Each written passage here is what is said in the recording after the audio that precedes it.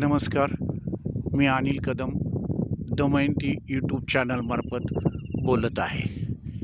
मौजे तरवडी बोडकेवाडी ग्रामपंचायत अंतर्गत असलेल्या माझ्या क्षेत्रामधील छायाचित्रण आणि या ठिकाणची माहिती मी आपणास सादर करत आहे.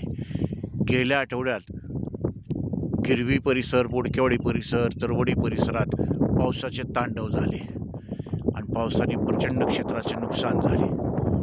पण शेतकरी नैसर्गिक संकट असो, नैसर्गिक आपत्ती असो, तग धरून राहतो आणि धडपड करून आपली शेती पिकवत राहतो आणि शेतीचं संरक्षण करतो.